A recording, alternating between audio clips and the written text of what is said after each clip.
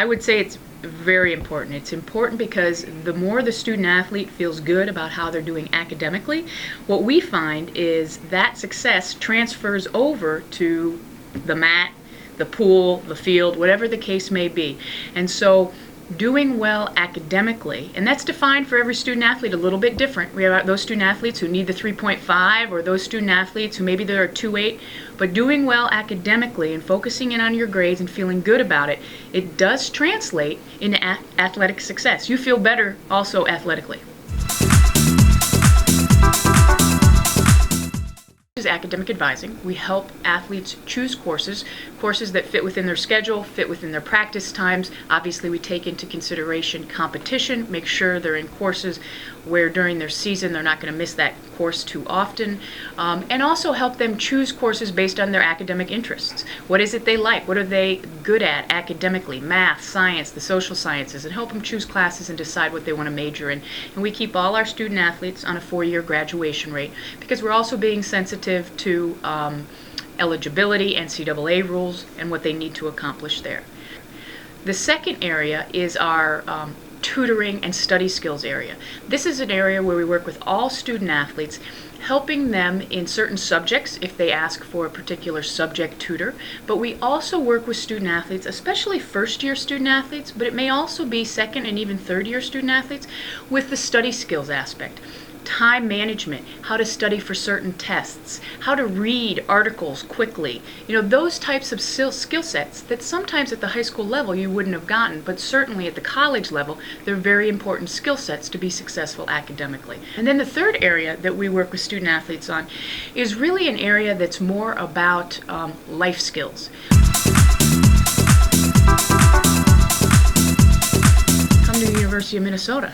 That's the best advice I can possibly give you. No, as far as a student athlete goes, it's a very different world for any student, but especially for student athletes looking to go to college. You just need to understand, and parents need to understand, that very first year is going to be challenging. It's a major transition, both athletically, and this is for the high school All-Americans, and academically. It'll be a huge transition even for those students coming out of high school who had excellent scores and grades. It's going to be a big transition, and mom and dad need to understand that too, because once in a while they may get that telephone call that life's tough and things are so hard. So it's a transition, and it's a transition that, especially here in the McNamara Academic Center, we work with first-year students with that because we know it's a big transition athletically and academically. But once you get through that first year, it's much more comfortable. You understand what's expected of you both on the mat and in the classroom.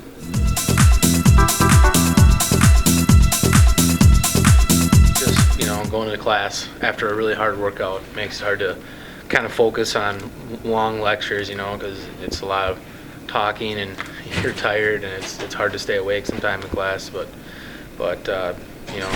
we've gotten through and everyone's eligible and stuff, so I guess that's what counts, is trying to do the best in academics. I'm in mechanical engineering major, so some of the classes are a little tougher. It's just focusing, managing between wrestling and all your classes. You have to, really set up a schedule kind of so you can hit every, make sure you go to class and go to practice every day. Make sure you go to class, I'd say. Unless you really, really like your major or your classes. And there's always going to be a class that you don't like. So I think it's hard to focus on all your classes. The hardest days in the fall are just packed full of class and practice. So I guess just managing it again is what you got to do. A hard day in the fall would probably be our normal 6:30 morning practice, which is pretty intense. Then you go to school for probably 3 hours with little breaks in between. Go to practice again at 2:30, 2.5 hours, another intense practice.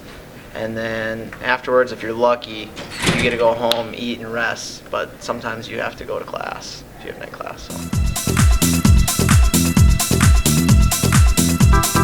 It's important today, if you're a high school student, to stay on top of your grades. If you want to play sports in college, you can't just be a good athlete, but you also got to be on top of your grades. Otherwise, we won't be able to get you into school. So a lot of kids, by the time they realize that, it's too late. So hopefully kids nowadays are staying on top of that, from their freshman year on throughout.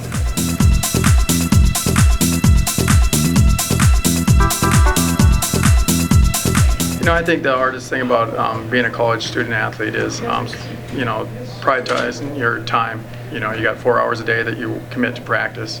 On top of that, like at wrestling, you got weight cutting stress, you got the stress of competing, you got the traveling across the weekend and stuff like that. So a lot of your time is taken away. So if you're not real responsible and manage it well, that's when you have a problem as a college athlete.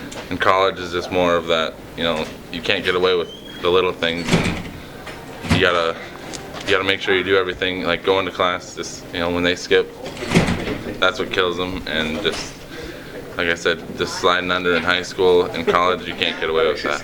I think it depends a lot on what high school you attended. I think the top high school athletes struggle because they have no choice but to go to a class when they're in high school. You have to have a certain attendance just to graduate. At least in my school you did. And I feel when you're here in college, obviously you have the choice. And when you're doing 2 practices a day and cutting weight with that, you're so tired, you don't want to go to practice, so you don't want to go to class, so you just skip. Well, some people do, not me.